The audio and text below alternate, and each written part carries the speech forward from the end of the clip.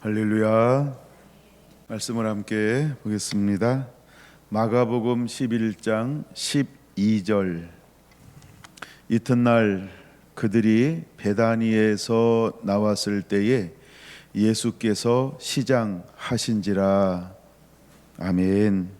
마가복음 33번째 시간, 오늘 제목은 배고파 하시는 예수님. 배고파 하시는 예수님, 이런 제목으로 함께 은혜를 나누겠습니다. 드디어 예수님께서 나귀를 타고 예루살렘에 입성을 하십니다. 이제 격한 한 주간을 보내게 될 것입니다. 그리고 그분은 영광을 받으실 것입니다. 근데 오늘 12절은 이렇게 시작합니다. 이튿날이라고 말입니다. 이튿날이라고 말입니다. 근데 베다니에서 나왔을 때에 예수께서 시장하신지라 하면서 예수님은 배고파 하셨다는 것입니다. 배고픔에는 두 가지 배고픔이 있겠죠. 하나는 육적인 배고픔이 있고 하나는 영적인 배고픔이 있습니다. 여기서 말하는 배고픔은 어떤 배고픔일까요? 육적인 걸까요? 영적인 걸까요? 하여간 나름대로 뭐라고 말씀해 주셔서 감사하고요. 일단 우리가 볼 때 육적인 배고픔에 먼저 초점을 맞춰 보려고 합니다. 예수님은 실제로 11장 1절 이렇게 말합니다. 그들이 예루살렘에 가까이 와서, 아직 예루살렘에 들어간 건 아니죠. 가까이 왔다는 거예요. 감람산에 이르렀어요. 이제 감람산 지나면 예루살렘이에요. 근데 거기서 감람산에서 어디로 갔냐 하면 벳바게라고 하는 지역이 있었어요. 벳바게라고 하는 것은 무화과 나무, 이런 뜻이 있습니다. 그래서 무화과 나무의 집, 이런 뜻이 있는 단어가, 지명이 벳바게라고 하는 겁니다. 그 다음에 그래서 예수님이 어떤 비유를 하게 되냐 하면 무화과 나무의 비유를 하게 되는 원인이기도 합니다. 근데 주님이 벳바게와 또 한 동네를 가셨어요. 베다니라고 하는 마을을 가셨는데, 베다니라고 하는 말은 베다니 이런 의미예요. 배고파, 이런 거예요. 그래서 가난한 사람들이 모여 사는 곳이라 가난한 집, 이런 뜻을 가지고 있어요. 그래서 베다니는 무슨 뜻이 있다고요? 가난한 자의 집. 배고파. 그래서 베다니예요. 자, 그러면 배고플 때 무엇을 먹어야 할까요? 벳바게, 무화과를 먹어야 합니다. 자, 그럼 이것이 이제 육적인 의미도 있지만 또 어떻게 보면 영적인 의미도 있는 것이다. 이렇게 두 가지 관점으로 동시에 생각하면서 이 본문은 읽어야 한다라는 거예요. 그러면 우리가 이제 제가 두 가지 관점을 왔다 갔다 하면서 이제 설명을 할 거니까 여러분들도 그냥 이해가 안 되면 왔다 갔다 하시면 됩니다. 예, 이게 육적인 배고픔인지 영적인 배고픔인지 어떻게 들으라고요? 왔다 갔다 하면서. 하여간 이 본문이 그런 본문입니다. 제가 11장을 여러 번 읽으면서 묵상하고 이랬는데 하여간 저도 왔다 갔다 하더라고요. 자, 그럼 어떻게 왔다 갔다 하는가를 보려고 합니다. 일단 이스라엘을 대표하는 나무들이 있어요. 어떤 나무들이 이스라엘 그러면 생각이 나시나요? 포도나무. 순서는 없으니까 이건 들려지는 대로 하는 겁니다. 포도나무, 그렇죠? 포도나무는 번성, 풍요를 상징하는 나무입니다. 또 어떤 나무가 있을까요? 종려나무. 예, 종려나무라고 하는 것은 이제 올리브나무라고 우리가 부르죠. 이것은 평화를 상징하고 승리를 상징하는 나무입니다. 그리고 올리브는요, 너무 좋아. 뭐가 좋을까요? 기름이 너무 좋아요. 예, 그래서 여러분 그 올리브 기름으로 마사지 하면 얼마나 좋을까. 아니다. 공복에 한 술 먹으면 얼마나 좋을까. 뭐 이런 거. 지난번 어디 맛있는 곳을 다녀오면서 강호정 수사님이 한 병을 사다 줬어요. 이야, 한 병이라 저만 먹. 하여간 그 올리브 그렇게 좋다 이 말이에요. 예, 올리브는 예, 이제 이스라엘을 상징하는 대표적인 나무 중에 하나입니다. 또 너무 많이 되면 바닥 드러나니까 하나만 더 대볼까요? 무화과 나무 역시 지혜로웠어요. 네, 이스라엘을 상징하는 나무가 있는데 그 중에 또 하나가 무화과 나무라고 하는 거예요. 이제 우리도 저 사택 뒤편에 무화과 나무 있다가 너무 번창해가지고요, 제가 잘라버리라고 그랬어요. 지금은 이제 무화과가 없고 석류가 심겨져 있는데, 예, 근데 무화과 나무는 어떤 나무냐 하면 계속 펴요, 계속 펴. 계속 펴요, 계속 펴. 아닌가? 계속 열려요, 계속 열려. 무화과가 뭘까요? 그게 꽃이에요. 근데 그게 열매예요. 이거는 무엇을 의미하는 나무일까? 그래서 계속해서 복원되는 나무예요. 계속해서 재건되는 나무예요. 오전에 살짝 말씀드렸던 것처럼 이스라엘은 이제 애굽에서 출애굽해 가지고 가나안 땅에 들어가서 그 땅을 하나님께서 유업으로 주었어요. 그래서 그 기업으로 주었다는 거예요. 근데 그 기업으로 영원토록 누리는 방법은 오직 한 가지였어요. 하나님 말씀을 듣고 청종하면, 순종하면 그 땅을 영원한 기업으로 주겠다 약속을 했어요. 근데 약속을 하는 동시에 그러나라는 말을 하셨어요.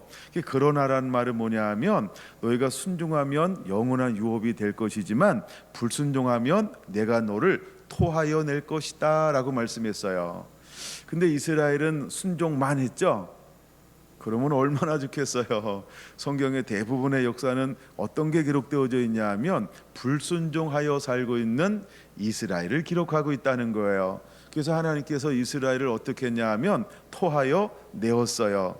왜 무화과 나무가 이스라엘을 상징하는가 하면 이스라엘은 꽃폈다 졌다, 폈다 졌다, 이게 계속 반복이 돼요. 이게 계속 반복돼요. 제가 무화과를 나무를 심어놓고 열매가 맺혀질 때 한번 따먹기 시작했더니요, 여름 내내 따먹는 거예요. 오늘 먹고 내일 먹고 모레 먹고 그 다음날 먹고. 이야, 왜요? 일정 기간 동안은요 계속 따먹을 수 있는 게 결실이 일어나는 거예요. 예, 그게 무화과 나무라고 하는 거예요. 근데 그 달기가 얼마나 단지 아시죠? 그래가지고 그 나무에 무엇이 많이 오는가 봤더니 벌이 오면 얼마나 좋겠어요, 그렇죠? 벌도 오긴 오지만 또 뭐가 와요? 예? 파리? 그 무화과를 심어서 따먹어 봐야 돼요. 개미가 그렇게 많이 와요. 개미가 뭘 빨아먹으려고 올까요? 꿀 빨아먹으려고. 정말 개미가 이렇게 많이 와요. 그래서 제가 개미가 못 오는 방법을 많이 써봤는데도 개미를 못 이겼어요. 개미를 제가 못 이긴 이유가 어디 있을까요? 잠언에 가니까 개미에게 가서 뭘 배우라? 지혜를 배우라. 이 개미 지혜를 제가 못 당했어요. 이야, 그토록 막 꿀맛이 나는 게 무화과 나무예요. 그러니까 이것은 무엇을 의미하냐 하면 우리나라 꽃은 무궁화, 지고 피고 피고 지고 피고 지고 피고 지고를 무한 반복하죠. 마치 무화과 나무가 무궁화처럼 무한 반복을 하는 나무가 무화과 나무예요. 그래서 무화과는 이스라엘에 참 많이 나고, 그 다음에 그 감람산 너머에 지금은 가면 그 예루살렘 반대편 감람산에 지금 가면은 무엇이 많냐면 종려나무, 올리브가 그렇게 많아요. 제가 거기 가서 멋있는 사진을 찍어 왔는데 하여간 올리브가 그렇게 많아요. 근데 그 벳바게라고 하는 지역은 뭐가 많다고요? 무화과 천지예요. 무화과 천지. 얼마나 무화과가 많은지. 예. 근데 그 옆에 동네는 어떤 동네라고요? 예, 가난한 동네예요. 베다니. 왜 이렇게 가난할까요? 피고지고 피고지고 이게 두 마을이 붙어 있다. 이건 꼭 무엇을 상징하는 의미가 있는 건 아닌데 제가 일부러 한번 의미를 붙여보려고 합니다. 그래서 어거지를 한번 써보는 거예요. 그게 무화과라고 하는 의미는 복원의 힘이에요. 재건의 힘이에요. 그러니까 하나님께서 가장 사랑하는 사람이 있었어요. 예수님이 사역할 때 가장 사랑하는 사람이 있었는데 그 사람이 누구로 알려지고 있죠? 나사로. 나사로 있는데 그치, 마리니까 마리아하고 마리아, 그쵸, 마리아와 마르다. 예, 참 사랑받은 집이에요. 예, 거기에 이제 남자 한 명이 있었는데 이 친구가 나사로예요. 나 살았다 하는 나사로요. 그 나중에 나사로가 다시 살아남을 통해서 이 위정자들이 얼마나 혼비백산하는지 몰라요. 예, 그래서 둘 같이 죽이자, 내가 죽이자고 덤비게 되는 이유가 되는 사람이에요. 자, 그럼 보세요. 예수님은 복음을 가지고 왔는데 어디로 들어가셨어요? 가장 낮은 곳으로요. 가장 가난한 곳으로요. 그래서 예수님은 어느 집에 머물기를 그렇게 좋아했을까요? 그쵸? 가난한 집. 거기 가면은 너무 마음이 편한가요? 배가 편했을까요? 등이 편했을까? 마음이 편했을까? 그쵸? 가난한 집인데요, 주의 종이 오면 얼마나 적정성으로 대접을 하는지. 한국 우리의 선배들이 그런 신앙과 믿음으로 하나님을 섬겼어요. 근데 그때만 섬긴 게 아니라 지금도 그렇게 섬기죠. 예. 그래서 부자는 부자스럽게 섬기지만 가난한 집에 가면 얼마나 이렇게 전보를 다하여 섬기는 걸 공개받는지 몰라요. 아마 지금도 그렇게 우리가 신앙인들은 그렇게 사는 것 같아요. 그러니까 예수님께서 그 집에 머무는 걸 너무너무 좋아하셨어요. 돌발 퀴즈입니다. 그럼 왜 예루살렘에서는 잘 머물지 않았을까요? 예루살렘에는 언제나 예수님을 대부분의 사람들이 무엇을 하기 시작하냐 하면 배척하는 거예요. 배척. 예수님을 안 재워줘. 왜? 그들은 먹고 살만 하니까. 예, 힘 있고 권력 있고 빽 있고 돈 있고 다 가졌잖아요. 그러니까 예수님이 사회적으로 지금 어떤 말이 들리는 거예요? 예수를 인정하면 죽는다니, 네 권력 뺏는다, 재산 뺏는다, 출세길 막힌다, 너 잘리고 싶어? 수 없는 그런 말들이, 예, 이런 말들이요, 막 예루살렘에는 가득 차 있었던 거예요. 근데 왜 벳박의 베다니는 예수님을 그렇게 영접했을까요? 잃어버릴 게 적어요. 빼앗길 게 적어요. 빼앗겨도 다시 가서 땅 파고, 그쵸? 그냥 하늘을 요 삼고 땅을 입을 삼고 바뀌었다. 하여간 그렇게 살면 되지 뭐. 하여간 뭐 이렇게 뭐 별로 잃어버릴 게 없는 거예요. 근데 사실 잃어버릴 거 없어도 욕심과 욕망이 없는 건 아니거든요. 근데 어쩌면 그렇게 복음에 굶주렸는지, 진리에 굶주렸는지, 말씀을 듣지 못한 기가를 느끼고 있었던 베다니에 있는 사람들이 진리여 생명이신 예수님을 만나는 동시에 무엇이 마음에 채워지기 시작했을까요? 하나님의 생명의 말씀으로 풍성해지기 시작하는 거예요. 비록 그들은 환경과 삶은 가난했을지 모르지만 생명 대신 예수님을 만났을 때 그들은 얼마나 영적으로 부유해지기 시작하는지 몰라요. 내가 할 수 있는 전부를 다하여 예수님을 공개하고 섬기기 시작을 하는 거예요.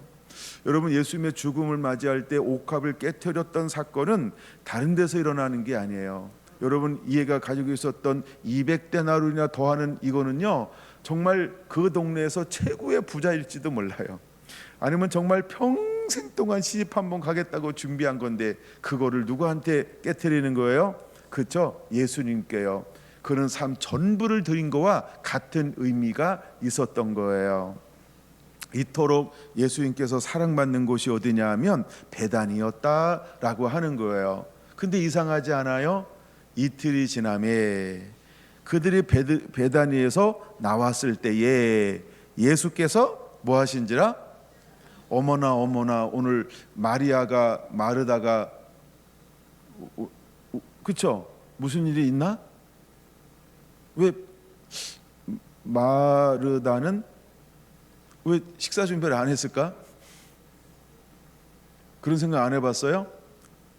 아니, 나왔잖아요. 어디에서 나왔다고요? 베다니. 늘 예수님을 공개했단 말이에요. 그렇죠? 늘 공개했단 말이에요. 근데 오늘은 배가 고프다는 거예요. 그럼 마리아 어디 갔나? 뭐 마리아는 뭐들 옆에 붙어 있다고 마르다는 그러면 마르다는 뭐 하고 있을까? 이날 너무 피곤해서 늦잠을 잤나 보다. 아니다. 예수님께 너무 부지런해 가지고 새벽 늘 5시면 일어났던 예수님이 오늘따라 4시에 일어나서 출발하셨다. 그래가지고 공개를 해야 되는데 나갔다가 산책하고 오시겠지 했는데 그냥 쑥 지나갔다. 그래서 아침을 못 먹었다. 뭐 여러 가지 상상을 한번 혼자 해봅니다. 근데 이날따라 베다니에서 나왔는데 예수님께서 육체적으로 무엇을 느꼈다? 시장하신지라. 어머나 배가 고프기 시작했다라고 하는 겁니다. 여러분, 배고프다라고 하는 말을 들을 때 어떤 생각이 드나요? 예수님도 우리와 똑같다 뭐 이런 거 말고 이제 예수님도 줄이신지라라는 단어가 한 번 더 나오긴 합니다. 마태복음 4장에서 40일 동안 강요해서 금식하고 줄이신지라. 이때 이제 그러니까 예수님도 줄이신 거죠. 근데 이날은 시장하신다라는 단어가 처음으로 기록되어져 있다는 거죠. 그럼 이것은 뭔가 의미가 있다라고 하는 거예요. 그래서 제가 육적인 단어가 있고 영적인 단어가 있고 왔다 갔다 하겠다라고 전제를 한번 해보는 것입니다. 무화과나무 하는 것은 무엇을 의미하냐 하면, 그건 좀 이따 대답하려고 그러고, 무화과나무는 무엇을 의미하냐 하면 풍요와 번영을 의미하면서 이스라엘을 상징합니다. 또한 무화과나무는 기도하는 처소, 그다음에 휴식의 처소, 세 번째 그 그늘이 만들어지니까 그 밑에서 말씀을 묵상하는 장소. 보통 이렇게 이건 이제 이스라엘 문화에서는 무화과나무, 예를 들어서 요한복음 1장 48절 나 다니엘을 어디에서 만날까요? 무화과나무 아래에서. 그 무화과나무 아래서라고 하는 말은 어떤 의미가 있냐면 그곳에서 율법을 묵상하고 연구하고 기도하고 있었던 나 다니엘이라고 하는 의미예요. 그래서 무화과나무라고 하는 것은 그런 의미를 가지고 있습니다. 근데 오늘 무화과나무를 딱 만났는데 13절 무엇만 가득한 걸 보셨을까요? 멀리서, 뭐 시력이 좋아야 되지만 하여간 멀리서 잎사귀 있는 한 무화과를 보시고, 이 말이에요. 그러면 무화과나무는 꽃이 먼저 피나요? 잎사귀가 먼저 나나요? 그렇죠. 꽃이 피기 시작하는 거예요. 그리고 나서 잎사귀가 나는 거예요. 그래서 예수님께서 어떤 것을 지금 요구하고 있는 거예요? 잎이 무성하다라는 말은 무엇이 먼저 있어야 돼요? 첫 열매. 무화과 열매는 이거 꽃이에요, 꽃. 그래서 무화과라 그랬어요. 근데 첫 열매가 있어야 되는데 이 철매가 저렇게 잎이 무성한데도 불구하고 무엇을 맺지 못했어요? 첫 열매를 맺지 못했어요. 물론 성경에는 때가 되지 않았다라고 말하지만 그래도 무엇은 있어야 돼요? 잎사귀가 무성하기 위해서는 첫 열매가 있어야 되는 거예요. 첫 것이 먼저 있어야 돼요. 그러면서 이제 잎사귀가 나면서 무성해오면서 끊임없이 이제 열매를 만들어내기 시작을 하는 거예요. 그런데 무엇이 없다? 멀리서 보니 잎사귀는 무성한데, 그러니까 잎사귀를 보시고 혹 나무에 무엇이 있을까요? 가셨다라고 하는 거예요. 그건 여러분 지금 누가 가신 거예요? 여러분이 갔으면은 뭐 그럴 뻔도 하지 이런데 예수님이 실수하셨을까? 그렇죠? 인격을 존중해 주시기 바랍니다. 예수님이신 거예요. 조심하시고. 자, 예수님이 가셨어요. 뭘 기대하시면서 열매가 있겠지? 그럼 예수님이 뭐 모르는데 그냥 아무렇지도 않은데 가서 무조건 생떼를 쓰는 거예요. 무화과야 내가 왔으니 너는 나한테 열매를 내놔라. 생떼를 쓴 건가요? 예수님이 상식 없는 행동을 하셨을까요? 그렇죠. 무턱대고 한 건 요구하는 건 아니죠. 그러니까 예수님께서 요구한 것은 어떻게 보면 그러니까 인격적을 존중해 주시고요, 예수님 이야기하는 거예요, 그렇죠? 그러니까 그 나무에서 뭘 구할 거라고 생각을 하셨어요? 예수님은 당연히 그렇죠, 열매요. 근데 딱 가보니까 무엇이 안 보였어요? 열매가요. 그러면 예수님 요구하는 예수님의 문제예요, 열매 없는 무화과 나무가 문제예요? 약간 지혜롭게 하세요. 천국 가서 회개할 일이 없게. 자, 그럼 저 나무가 문제죠, 나무가. 자, 나무가 문제예요, 그렇죠? 나무가 문제인 거죠. 예수님은 지극히 정상적인 것을 요구하고 있다. 일단 이렇게 보는 거예요. 그랬더니 이렇게 말합니다. 잎사귀 위에 아무것도 없더라, 이렇게 말합니다. 또 한마디는 이는 무화과의 때가 아니니라. 여기서 무화과의 때가 아니라 계속 열매를 맺을 때는 아니지만 최소한 무엇은 있어야 했다? 첫 무화과 열매는 있어야 했다라고 하는 겁니다. 지금까지 말한 거 재밌게 얘기한 것처럼 보이지만 주석을 참고한 겁니다. 그러니까 여러분 의심하지 말고, 저만 그렇게 보는 게 아니라 학자들이 수없이 그렇게 보고 있다는 거예요. 하여간 이제 그렇게 본다는 거예요. 그러니까 그거는 별 문제가 아닌데, 하여간 제가 말씀드리고 싶은 것을 좀 더 이해를 드리기 위해서 한번 그렇게 도입을 한번 해 보았습니다. 그때는 예수님께서 그 무화과를 향하여서 14절 뭐라고 말씀하시냐면, 이제부터 영원토록 사람이 내게서 열매를 따 먹지 못하리라. 아니, 해도 너무하는 거 아니에요? 1년 정도 이렇게 좀 해야 되는데 한 5년, 3년?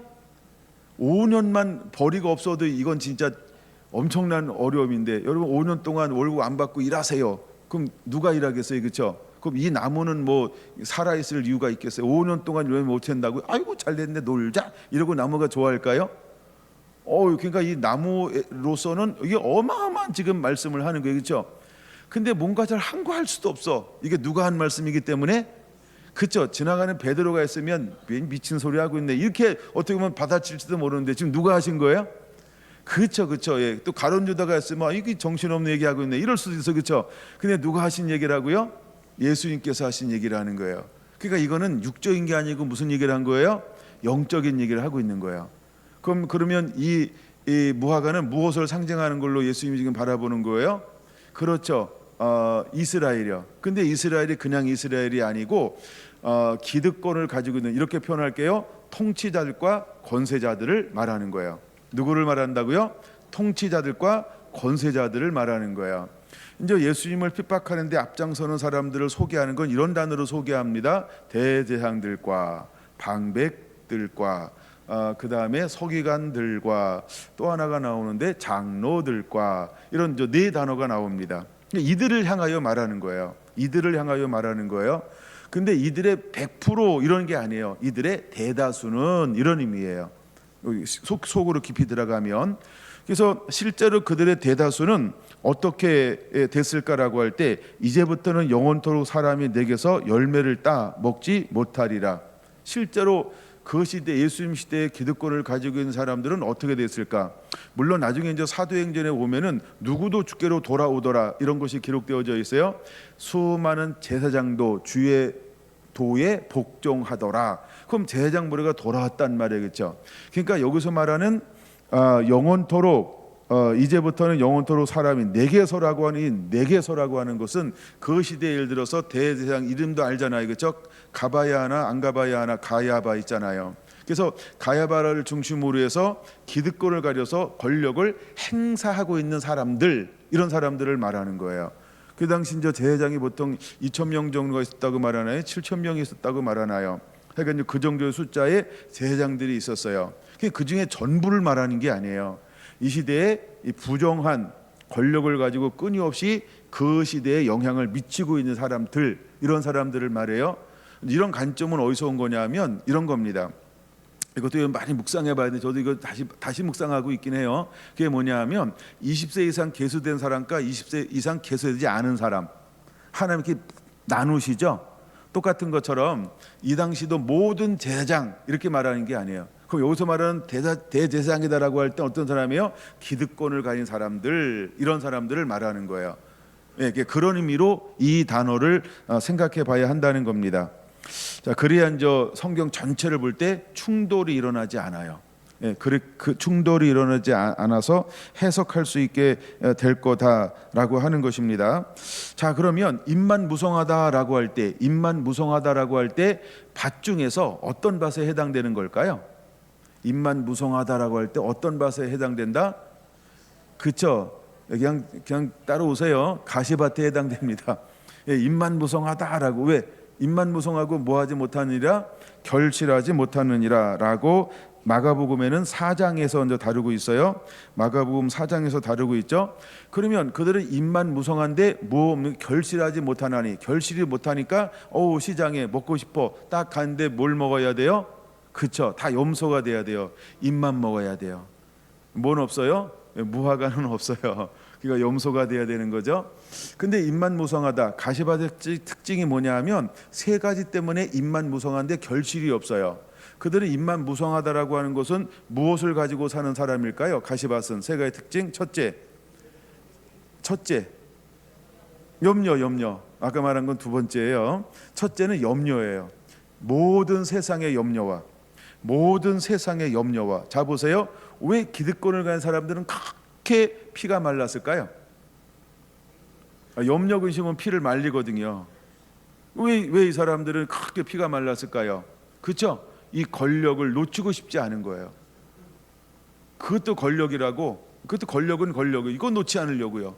그 염려를 합니다. 그다음에 두 번째는 뭐라고요? 권력을 가지고 왜 그걸 이렇게 놓지 않고 싶어하는 거예요? 재리의 유혹, 쏠쏠합니다. 예, 돈은 전부 어디로 통하나요?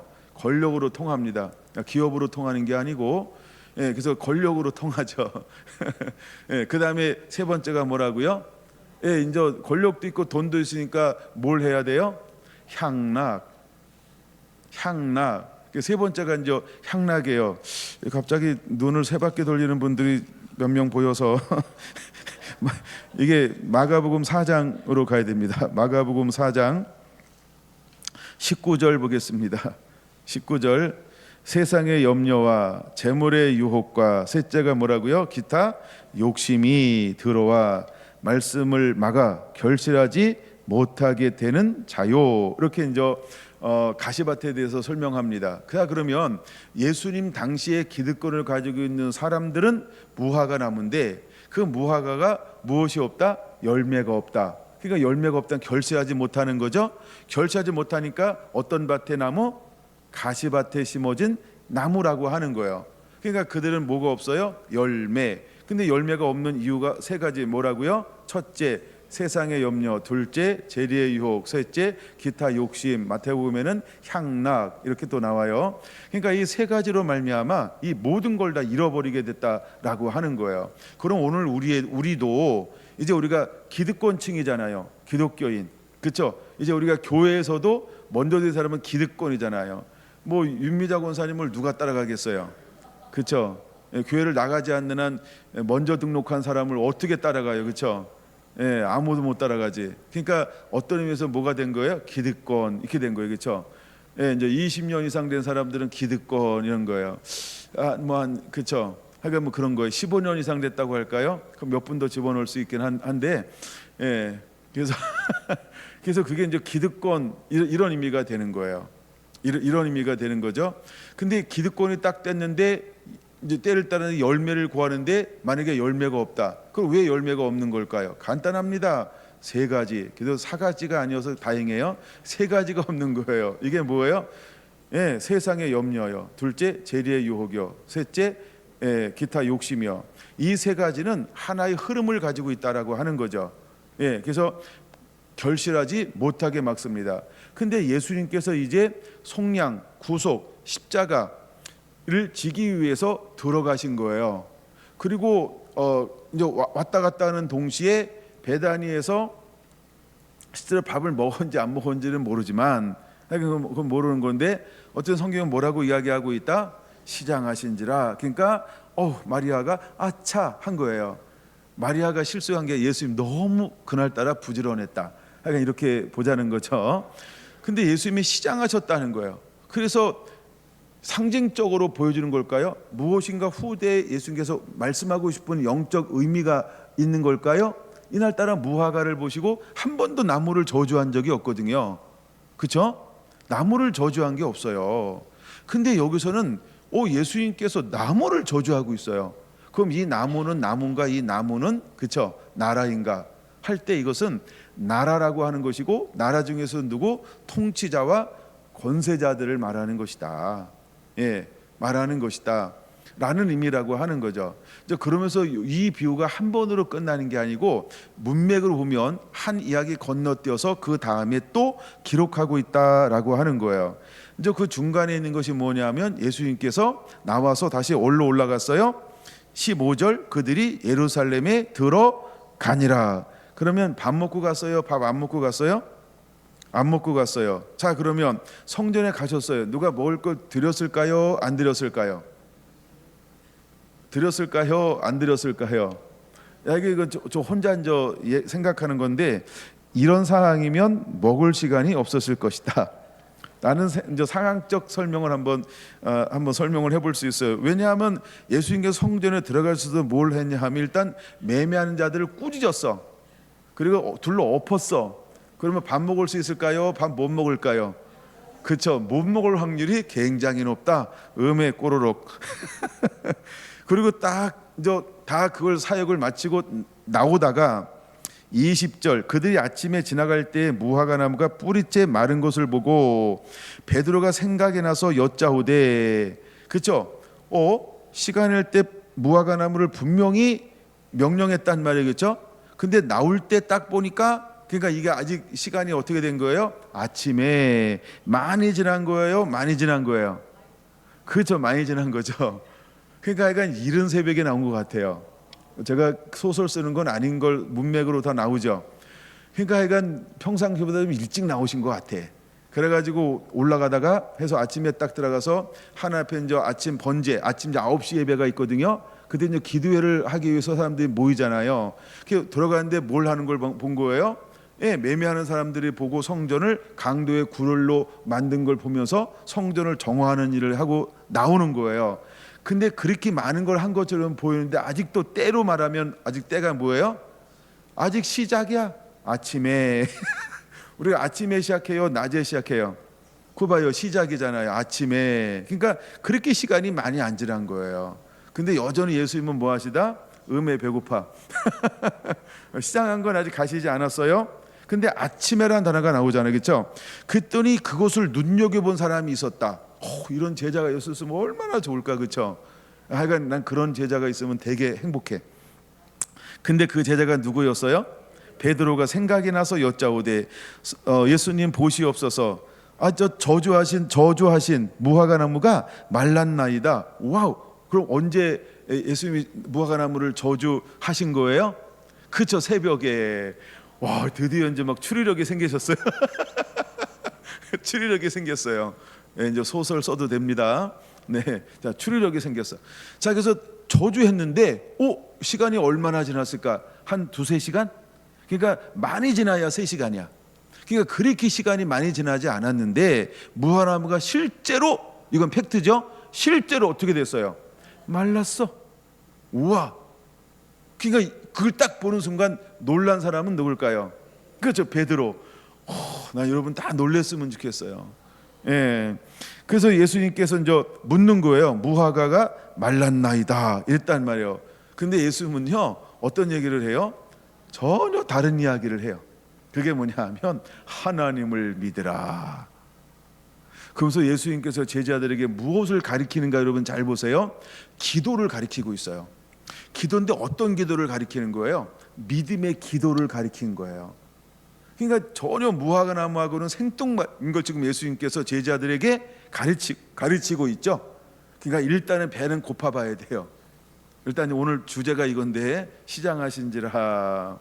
예수님께서 배가 고파서 화가 난 건 아닐 텐데 하여간 무화과를 저주했단 말이에요. 근데 말랐어요.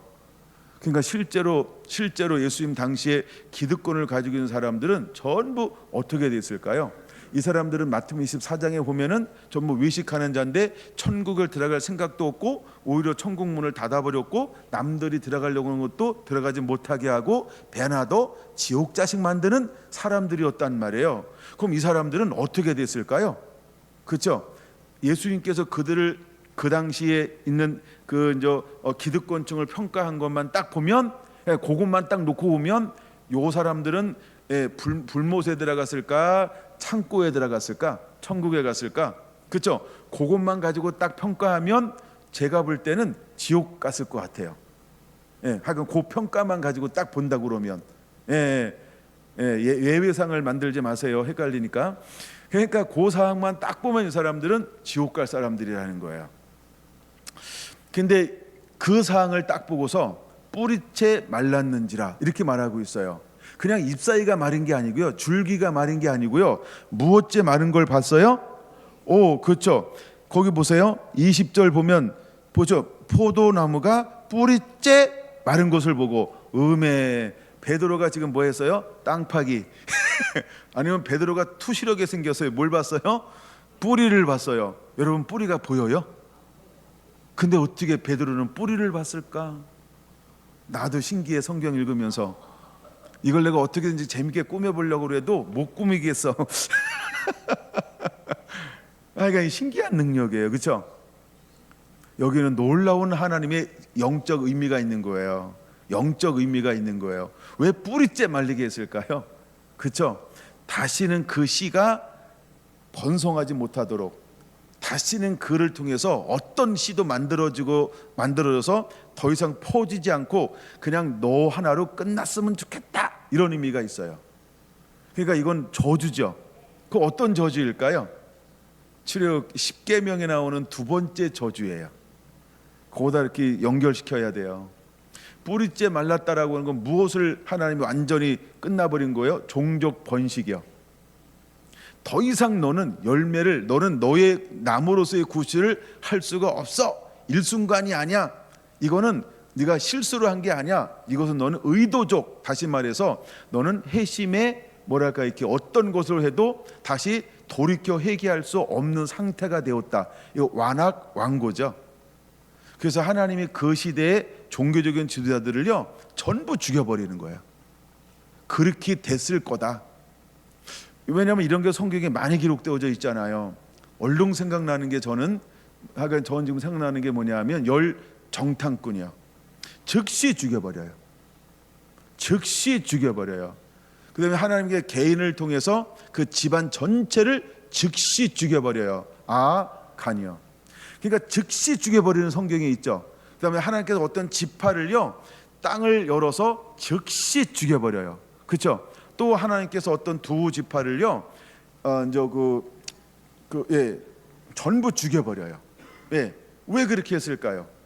여기는 전부 의미가 있는 거예요. 근데 이번에는 어디부터 하나님께서 그 나무가 저주했더니 어떤 현상이 일어나냐면 뿌리채부터요. 가끔 우리는 투시력이 있어야 돼. 웃자고 한 얘기예요. 베드로는 무엇을 뚫어볼 수 있는 은혜가 있었어요? 그쵸, 땅 속을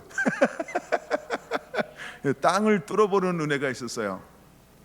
내가 이게 나무가 말랐는데 아마 직감적으로 아니면 경험적으로 알았을 수도 있어요. 하여간 뭐 여러 가지가 있겠죠. 그러나 하여간 20절은 뭐라고 기록하고 있다? 무화과 나무가 뿌리째 마른 것을 보시고 라고 말하고 있어요. 저주하신 무화과 나무가 말랐나이다 라고 하는 거예요. 그러면 예수님께서 한번 작정하고 저주하시면 어떻게 되는지를 명백하게 드러난 거죠. 그럼 사람들이 막 두려워 떨어야 되는 거 아닌가요? 근데 사람들이 알아요, 몰라요? 이건 누구 있을 때만 얘기한 거예요? 제자들. 그럼 두 번째, 세 번째. 그럼 제자들은 두려워 떨어야 되죠. 두려워 떨까요, 안 떨까요? 이건 나와 상관이 없는 건데 뭐. 여러분들은요 어떤 기적을 봐도요 그렇게 안 쫄아요. 내게 났으면 좋겠다 이러고 자기도 일어났잖아요. 얼마나 좋아할까요? 하루도 안 갈지 몰라요. 한나절 뭐 이런 거. 내가 예를 들어 이런 거죠. 내가 오전에 기적을 체험했어요. 근데 점심 때 오전에 이쪽에 기적을 체험했어요. 근데 오후에 여기서 기적이 일어났어요. 여기 만족할까요? 아침에 일어난 기적을 저녁에 여기서 기적이 일어나요. 아침에 일어난 사람들을 여전히 기뻐하겠죠. 오후도 여전히 기뻐하겠죠. 어머 좋겠다. 근데 왜 나한테는 안 일어나? 그쵸? 나한텐 왜 안 일어나? 자기 초점이 자기에서 일어난 거 잊어버리고 안 일어난 거에 초점을 맞춰요. 우리가 이렇게 살아요. 참 우리가 간사하죠. 근데 어느 나무 밑에서 성경 읽으면 간사함이 없는 걸 발견할 수 있을까요? 그 사람이 누구였다고요? 나 다니엘이야. 나다나엘이에요. 간사함이 없다는 거예요. 간사함이. 그래서 예수님이 그를 콜링하는 거예요. 간사함이 없는 사람. 예, 마음이. 예. 말씀의 사람이라고 하는 의미가 있죠. 저는 약간 좀 섞였고요. 다시 저 말씀으로 돌아오면 22절 봅니다. 하나님이 이것을 통해서 우리에게 무엇을 보여주고 싶으시냐 하면 하나님을 믿으라. 갑자기 생뚱맞은 단어로 마치 이렇게 뭔가 전환을 시키는 듯한 이게 말이라는 거예요. 그래서 하시는 말씀이 뭐냐 하면 23절이요. 내가 진실로 너희에게 이르노니 누구든지 이 산더러 들려 바다에 던지오라 하며 그 말하는 것이 이룰 줄 믿고 마음에 의심하지 아니하면 그대로 되리라. 그러므로 내가 너희에게 말하노니 무엇인지 기도하고 구하는 것은 받은 줄로 믿으라. 그리하면 너희에게도 그대로 되리라. 제가 일부러 도라는 말을 하나 더 넣었어요. 왜? 강조하기 위해서요. 이게 남의 이야기가 아니고 이 이야기의 목적은 제자들, 내가 예수님이 했던 것처럼 제자들 너희도 할 수 있어, 이걸 강조하고 있는 거예요. 하여간 그렇게 도자 하나 넣은 걸 이해해 주시고요. 그렇게 우리가 이 말씀을 받아야 한다는 거죠. 그럼 여기서 잘 보세요. 이 산더러 들리오라고 하는 말은 여기서 말하는 산은 첫째 무엇이었을까요? 그렇죠. 무화과나무. 그럼 이제 무화과나무를 영적으로 풀어야 되는 거죠. 배고픈 거로 풀면 이건 안 풀려요. 그럼 이건 영적이란 말이에요. 그럼 무화과나무는 무엇을 상징하는 것이냐? 그 시대의 기득권, 이스라엘을 상징하는 거예요. 그러니까 이스라엘 전체가 아니고요, 그 시대의 기득권층을 상징한다 이 말이에요. 그때는 예수님께서 이 산더러 들려 바다에 던지오라 명령했어요. 이게 실제는 어떻게 났어요? 내가 영원토록, 아까 나오잖아요. 그 위에 영원토록 14절 영원토록 사람이 내게서 열매를 따 먹지 못하리라. 이제부터. 그랬더니 얼마의 시간이 지났을까? 나오다가 보니까 어떤 변화가 일어났어요? 뿌리째 말라진지라. 그러니까 영원토록 그 나무는 열매를 맺지 못하게 되었다는 거예요. 누구를 말하는 걸까요? 지금 이 기득권은 조금 있으면 뭘 할 사람들이에요? 다 알고 있어. 우리 성경 하도 많이 읽어서 너무 감사해요. 그렇죠? 조금 있으면요, 예수님을 핍박하고 조롱하고 멸시하고 십자가에 내놓을 사람들이에요. 그리고 그들의 생각에 뭘로 가득 차 있을까요? 어떻게 하면 예수님 죽일까 깨하고 의논하고, 그렇죠? 예, 그 다음에 선동하고 나중에 돈을 주고서 훔쳐갔다라고 하면, 그 부분 읽으면요 진짜 말 같지 않은데, 이야, 하여간 자기가 하면 로맨스를 그렇게 만들어내.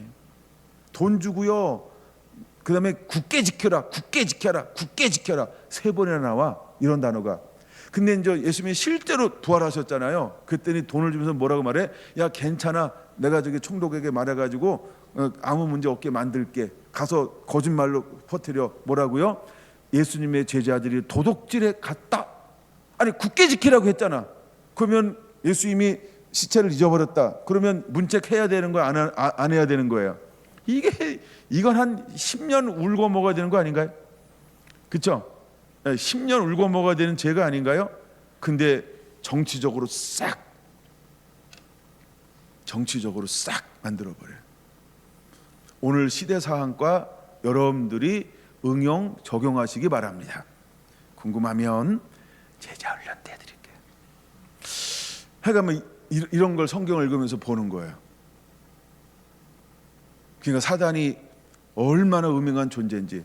그래서 문맥적으로는 그 시대에 예수님을 핍박하고 십자가에 넘겨서 실제로 죽였던 이 사람들은 어떻게 한 거예요? 뿌리째 하나님께서. 뿌리째. 그러면 그 이후에 그들 집안은 어떻게 됐을까요? 저주가 임해서 3, 4대까지 이르거니와 끝나버린 거예요. 뭐 하지 않으면 끝났을까요? 회개하지 않으면. 누군가 후손이, 그쵸? 회개했으면 또 달라지니까. 그런데 회개하지 않았으면 전부 그 집안은요 쑥대밭이 됐을 거예요. 3, 4대까지 저주가 이르게 하거니와. 그게 십계명 두 번째 계명인 것입니다. 그들은 무엇을 사랑했어요? 이 땅을 사랑했어요. 권력을 사랑했어요. 돈을 사랑했어요. 그래서 그들 로마를 섬긴 거예요. 부를 우상처럼 섬긴 거예요. 명예를 우상처럼 섬긴 거예요. 모든 더러운 것과 우상 숭배할 때 이 더러운 것을 말하는 거예요. 그 사람들이 예수님 시대 때 기득권층이라고 하는 거예요. 그러니까 이 비유는 그런 비유라고 하는 것입니다. 자, 이제 우리가 이제 영적이고 육적이고 왔다리 갔다리 이제 하나를 살펴보았습니다. 좀 이해가 되는 거죠? 그래서 왔다리 갔다리 해야 이게 좀 풀립니다. 자, 이제 크게 두 번째를 한번 다루고 말씀을 마치려고 합니다. 이거는 짧아요. 그렇게 길지는 않은 건데, 이 시대에 이제 어떤 일들이 보냐면, 제가 이제 여기서 요한복음 4장 33절의 말씀을 가져오려고 하는 것입니다. 이거는 요한복음으로 가야 말씀이 나옵니다. 그러니까 뭐 거기다 손 하나 껴놓고 가도 되고 안 껴놔도 되고 이렇습니다. 한 단어만 붙잡고 가는 겁니다. 자, 일단 요한복음 4장, 이제 이게 기도라고 하는 측면에서 약간 이제 연장선상에 있어요. 하나님께 제가 말씀을 준비하는데, 야, 이런 상황에서 예수님께서 이 기도를 이렇게 기도할 것을 말씀했구나. 그러니까 누구든지 내 이름을 믿고 무엇인지 구하면 내가 내게 주겠다라고 하는 이 말씀. 그러니까 하나님을 믿으라. 하나님을 믿으라. 누구든지 이 산더러 들려 바다에 던져오라 말하며 그 말이 이루어질 것을 마음에 의심치 않으면 그대로 되리라. 이 말씀은 너무너무나 유명한 말씀이에요. 그렇죠? 아닌가? 야, 이거 꼭 붙잡아야 될 말씀인데, 저는 이 말씀이 누구 때문에 굉장히 많이 붙잡는 말씀이었냐면 게네스에게 목사님 때문에, 하여간 이 말씀을, 왜냐면 그분 책을 굉장히 자주 봤기 때문에 그래요. 그러니까 이 말씀을 붙잡았단 말이에요. 그러면서 이제 그 두 번째 24절에 하는 말씀이 무엇인지 기도하고 구하는 것은 받으리로 믿으라. 그리하면 너희에게도 그대로 되리라. 예수님이 그렇게 했던 것처럼 우리도 그렇게 할 수 있다는 거예요. 그러면 우리도 무엇을 옮길 자가 될 수 있다? 산을 옮길 수 있는 자가 된다. 그럼 산이라고 하는 건 뭐예요? 그렇죠? 통치자들과 권세자들, 이 세력을 능히 무력화시킬 수 있다는 거예요. 무엇으로? 믿음의 선포로. 믿음의 선포로 무력화시킬 수 있다. 그거를 보여주는 거예요. 만약에 이 말씀이 믿음이 되는 게 뭐냐 하면, 말씀이 믿음이 되잖아요. 그런 걸 사용하면 돼요. 말씀을 읽었는데 내 안에 믿음이 안 되잖아요. 그러면 딥다 읽으셔야 돼요. 무엇이 될 때까지? 믿음이 될 때까지. 그럼 말씀을 읽다가 내 안에 이게 딱 부닥치고 딱 이게 딱 까다르잖아요. 그런 게 믿음이 딱 오거든요. 그 믿음이 오면 그때부터 사용하세요. 그러면 됩니다. 할렐루야. 그러니까 말씀을 그냥 읽는 게 아니고, 물론 그냥 읽지 소리내서, 그러다가 내 마음에 딱 뭔가 깨달아지잖아요. 뭔가 부닥잖아요. 그럼 이게 내가 믿음으로 자꾸 온단 말이에요. 그렇죠? 믿음으로 온단 말이에요. 그럼 그거를 삶 속에서 계속 적용하라고요. 이제 제가 원하는 게 딱 하나잖아요. 말씀 읽었다. 그 다음에 성경 구절 붙잡고 삶에 나 이렇게 적용합니다. 그게 이 연습을 하는 거예요. 그게 이 연습을 하는 거예요. 어떤 분들은 성경 읽었다만 보낸 분도 있고 너무 감사하고요. 또 어떤 분은 성경 구절과 어떻게 이런 걸 딱 보낸 분이 있어요. 근데 이 훈련이 끊임없이 되잖아요. 이게 믿음의 활용법이에요. 그걸 믿음으로 사용하시라는 거예요. 그때 놀라운 일이 벌어져요. 그 말씀이 오늘 본문 마태복음 마가복음 11장 24절 25절인 거예요. 23절 24절인 거예요. 누구든지 이제 믿고 선포하면 그대로 이루어진다는 거예요. 산을 옮길 수 있습니다. 예수님이 산을 옮긴 것처럼 산을 옮길 수 있습니다. 근데 예수님의 첫째 산이 뭐였어요? 무화과나무요. 무화과나무가 그냥 말했더니 뿌리째 말랐어. 그럼 너도 할 수 있다는 거예요. 베드로, 너도 할 수 있다는 거예요. 야고보, 너도 할 수 있다는 거예요. 요한, 하시기 바랍니다. 그러면 될 때까지 해. 아멘. 때려봐. 될 때까지. 될 때까지 노려봐. 될 때까지. 할렐루야. 싸움은 그렇게 하는 거지 뭐. 그렇죠? 아니, 눈물 나도 피하지 마. 눈물 나도 피하지 마. 그리고 외쳐. 그게 이제 우리가 영적으로 싸우는 법이에요. 여러분의 문제를 가지고 우리가 돌파할 걸 가지고 있으면 그렇게 하세요. 계속 하세요. 누가 알아주든 몰라주든 일단은 뭐 혼자 막 계속 싸워. 영적으로 막 선포하고 반드시 변화가 올 것입니다. 할렐루야, 할렐루야. 그런 믿음이 자라나게 되기를 원합니다.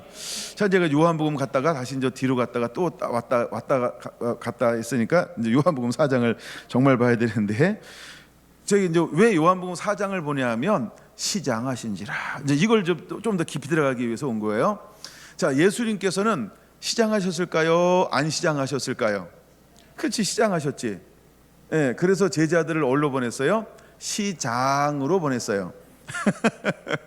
이게 이제 시장으로 보냈죠. 4장 8절, 요한복음 4장 8절. 이는 제자들이 먹을 것을 사러 동네에 들어갔음이로라. 그러니까 제자들이 어디로 갔다고요? 시장에 갔어요. 왜 제자들을 시장에 보냈다고요? 예, 그렇죠. 먹을 것이 때가 됐는데 먹을 것이 없으니까, 예, 가서 야, 장 좀 봐와 이래가지고 시장을 보냈어요. 이해가 되는 거죠? 자, 근데 시장을 보고 왔어요. 근데 예수님은 무엇을 마셨을까요? 먹었을까요? 마셨을까요? 먹었을까요? 안 마셨죠? 안 먹었죠? 안 먹었죠? 그러면 잘 보세요. 마셨다 그러니까 오해하고 있는 거예요. 성경을 이잡듯이 뒤져보세요. 이 여인이 예수님께 물을 준 적이 없어요. 자, 하여간 예수님께 그랬어요. 근데 딱 갔다 왔더니 제자들이 예수님께 뭐라고 묻고 있냐면 27절 그다음에 27절 아니다. 32절 보세요. 이제 31절 랍비여 잡수소서 하고 이제 시장에 갔다 왔으니까 먹을 거 사왔죠. 그러니까 시장 갔다 온 거 맞죠? 시장이 아니면 마트라도 갔다 온 거죠. 자, 시장 갔다 왔어요. 그때는 예수님께서 뭐라고 말씀하시냐는 거예요. 32절 내게는 너희가 알지 못하는 먹을 양식이 있느니라. 육의 양식인데 영의 양식으로 둔갑시켰어요. 그러면 제자들은 육의 양식을 가져왔단 말이에요. 그렇죠? 근데 예수님은 육의 양식을 말하는 거예요? 영의 양식을 말하는 거예요? 그러니까 여기도 왔다리 갔다리 해야 돼요. 그래야 이게 풀려요. 이해가 되는 거죠? 예수님은 지금 육의 뭐를 먹었어요? 마셨어요? 아직 아무것도 그냥 계속 뭐만 했어요? 티칭, 그렇죠? 교제. 예, 계속 교제하냐고 물도 하나 못 마셨어. 물도 안 주냐 그러고. 근데 제자들이 시장 갔다가 왔어요. 예수님 잡수셨습니까? 이랬어. 그때는 예수님께서 잡수십니까? 라고 말했더니 예수님이 먹는 얘기를 육에 먹는 얘기가 아닌 영에 먹는 얘기로 이야기를 돌려버렸단 말이에요. 그러면 우리에게도 육의 필요가 있으면서 영의 필요가 있죠. 그러면 육의 필요가 채워지면서 영의 필요가 채워질 수 있다는 거죠. 또 우리가 육의 필요가 채워지지 않아도 영의 필요가 채워질 수 있다는 거죠. 그렇죠? 그러니까 우리에게도 이게 가능하다는 거예요. 신비한 일이 놀랍도다. 새로운 교훈이로다. 이 놀라운 일이 우리에게도 일어날 수 있다는 거예요. 그 다음에 여러분 보세요. 먹을 것이 있다라고 말하면서 34절은 그럼 같이 한번 읽어볼까요? 빨간 글씨 시작. 나의 양식은 나를 보내신 이의 뜻을 행하며 그의 일을 온전히 이루는 이것이니라. 와우! 예수님에게 양식을 소개하고 있어요. 예수님의 양식은 무엇이라고 말하고 있을까요? 두 가지로 설명하죠. 첫째, 나를 보내신 이의 뜻을 행하는 거예요. 그러니까 내가 하고 싶은 일을 행하는 게 아니고 나를 보내신 이의 뜻을 행하면 이게 나의 양식이야. 배부르다. 그때 배가 불러오는 거예요. 아무 때나 배가 불러오면 그건 똥배예요. 이렇게 영의 양식이 딱 있어요. 보냄받은 자의 일을 할 때 배가 불러오는 거예요. 할렐루야. 두 번째가 있어요. 그게 뭐냐면 그의 일을 온전히 이루는 이것이니라. 그럼 이게 한마디로 말하면 순종이거든요. 나를 보내신 자를 순종하는 것, 이것이 예수님은 양식이었다는 거예요. 그럼 예수님이 그것이 양식이었다고 한다면 오늘 이 시대를 살아가고 마지막 때를 살아가고 환난 때를 살아가고 그 다음에 하나님의 표를 받고 살아가서 세상에서 매매할 수 없을 때 우리는 배가 채워질까요? 시장하실까요? 이거 믿음으로 확 잡아야 돼요. 그렇죠? 예. 그럼 제가 할까요 할 때 확 잡을까요 한번? 예. 할까요? 그렇죠. 예. 배가 채워지겠죠. 예. 세상계로 안 먹어도 영의 양식이 딱 채워지는 동시에 육의 필요가 채워지는 거예요, 영의 필요가 채워지는 거예요? 둘 다. 와우, 지혜로워요. 둘 다 채워지는 거예요. 이거를 믿으시기 바랍니다. 이런 게 계시예요. 그러니까 성경 속에는 비밀이 숨어져 있어요. 분명히 예수님께서 시장하신지라 이랬거든, 그렇죠? 그때 이게 육인지 역인지 계속 왔다리 갔다리 해야 된다 그랬어요. 근데 왔다리 갔다리 한 번 더 하죠. 요한복음 4장에 이것도 왔다리 갔다리 한 번 해야 되는 거죠, 그렇죠?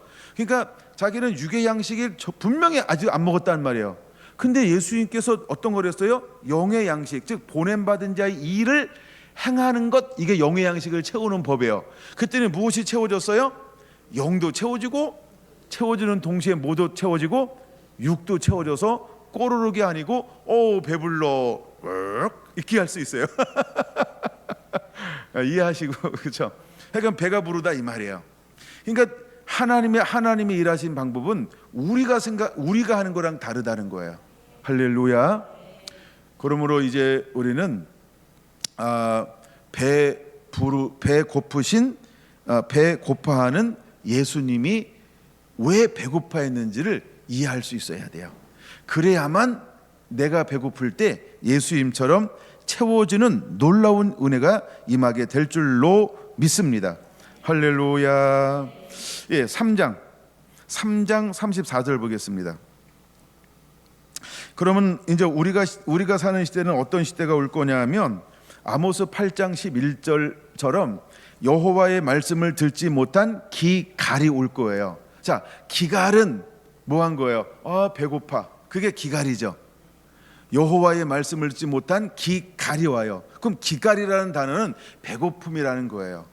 근데 무엇 때문에 배가 고파지는 거예요? 말씀을 듣지 못한 기갈이라. 그럼 실제로 말씀을 듣지 못한 기갈인데 육체적으로는 육의 양식으로는 채워지고 있을까요? No, 채워지지 않아요. 그러니까 다시 여러분들이 말라기래 아모스 8장에 가서 문맥으로 다시 한번 읽어보세요. 그러면 육과 영이 동시에 기진하는 거예요. 기진하고 지치는 거예요. 헐떡거리는 거예요. 그런데 결국 그 헐떡거림은 무엇으로 예수님께서 말씀하고 있는 거예요? 하나님께서 말씀하고 있는 거예요. 이것은 말씀을 듣지 못한 기갈이다, 이렇게 표현하는 거예요. 자, 근데 이 부분이 반드시 채워지게 될 거죠. 그러면 말씀을 듣지 못한 기갈이 언제 어떻게 채워지게 될까요? 그것이 요한복음 3장 34절. 아직 안 넘어갔으니까 같이 읽습니다. 시작. 하나님이 보내신 이는 하나님의 말씀을 하시나니 이는 하나님이 성령을 한량없이 주심이니라. 아멘. 믿습니까? 이걸 믿어야 합니다. 이제 우리가 영의 양식에 채워지고 하나님의 일을 순종하는 자에게는 끊임없이 하나님께서 무엇을 공급해 줄까요? 양식, 일용할 양식을 공급해 주는 거예요. 나중에 이게 이제 주기도문까지 연결이 되어지는 것입니다. 일용할 양식을 주옵시고 라고 할 때 그 일용할 양식은 두 가지 개념이라는 거예요. 하나는 육의 양식, 하나는 영의 양식. 그 두 가지를 공급해 줍니다. 마찬가지로 여기서도 예수님은 왔다리 갔다리 해야 돼요. 두 가지를 공급해 주는 것입니다. 우리는 이런 은혜를 반드시 누려야 할 줄로 믿습니다. 그래야 언제 어떤 시대를 믿음으로 통과하고 이겨낼 수 있을까라고 할 때 환난의 시대를 능히 뛰어넘는 자가 될 수 있는 걸 믿으시기 바랍니다. 그런 일을 하나님께서 우리에게 부어 주시겠다라고 하는 것입니다. 자, 이제 결론으로 하나만 더 찾아보고 말씀을 마칠게요. 누가복음 19장입니다. 누가복음 19장 41절. 자, 이제 문맥으로 먼저 살짝 한번 훑어보겠습니다. 19장 28절 보세요. 예루살렘을 향해 앞서가시니 감람원이라는 산 쪽에 벳바게와 베다니, 쭉 같은 문맥이죠. 이 같은 문맥을 보면서 누가복음에만 기록된 게 하나 있다는 거예요. 그게 뭐냐 하면 41절입니다. 가까이 오사 성을 보시고, 이 성은 무슨 성일까요? 김시성, 이시성, 박시성, 정시성, 그렇죠? 이 성은 예루살렘을 말하는 것입니다. 근데 예루살렘을 바라보면서 예수님은 어떤 행동을 취하고 있나요? 갑자기 우셔. 제자들 아무도 안 울어. 근데 혼자 울어요. 이거를 우리는 감수성이다, 이렇게 표현할 수 있을까요? 그럼 이 성은 무슨 성이라고요? 감수성인가요? 전혀 아닙니다. 그렇죠? 그러면 왜 예루살렘 성을 바라보면서 우시냐는 거예요. 그 안에 누구를 보는 거예요? 무화과 나무를 보는 거예요. 어떤 무화과 나무를 본 거예요? 열매 없는 무화과 나무. 그냥 열매 없다라고 하는 것은 세 번째 이런 의미예요. 열매를 맺지 못하는 나무. 자, 한 계절이 지나고 두 계절이 지나고 세 계절이 지났어요. 그럼 반드시 열매를 맺고 하는 계절이 지나갔음에 불구하고 그 나무는 무엇을 얻을 수 없어요? 열매를 얻을 수 없어요. 그것이 그 시대의 종교적인 영을 가진 기득권 세력이라는 거예요. 그래서 예수님께서는 예루살렘 성을 바라보고 우셨다라고 하는 것은 실제적으로 좀 더 파고 들어가면 누구를 향하여 우신 걸까요? 그렇죠? 통치자들과 권세자들, 그 시대의 기득권 세력들을 보시고 우시고 있다라고 하는 것입니다. 그럼 예수님께서 이렇게 우실 수밖에 없었던 직접적인 이유는 어디에서 오는 아픔일까요? 그것은 요한계시록 22장 11절로 봐야 됩니다. 불의를 행하는 자는 그대로 불의하고 더러운 자는 그대로 더럽고 의로운 자는 그대로 의를 행하고 거룩한 자는 그대로 거룩하라. 지금 예수님께서 나귀를 타고 올라오셨을 때 예루살렘의 상태는 어떤 상태일까요? 예수님을 죽이려고 혈안이 된 기득권 통치자들과 권세자들은 그들은 이제 더 이상 어떤 기회를 잃어버린 거예요? 그쵸? 복음을 듣고 회개할 수 있는 기회를 놓쳐버리고 있는 거예요. 그럼 이것은 무엇을 보여주는 거냐 하면 영적으로 또 우리가 시대적으로 마지막 때가 딱 오잖아요.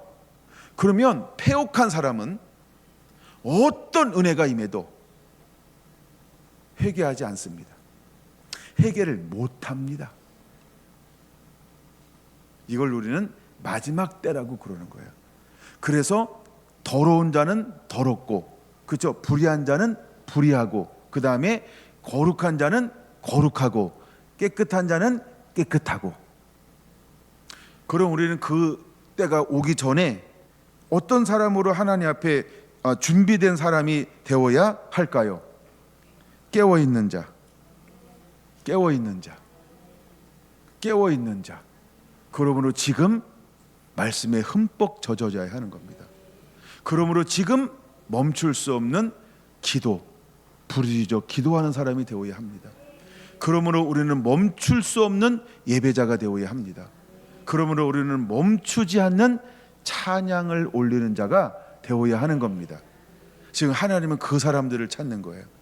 여러분, 시대를 읽어내고 분별할 줄 아는 그 은혜가 있어야 하실 줄로 믿습니다. 그래서 예수님은 같은 본문인데 누가복음에서 그 이후에 무엇을 누가복음은 기록하고 있냐면 성을, 예루살렘 성입니다. 명확하게 아셔야 되고, 예루살렘 성을 우셨다는 거예요.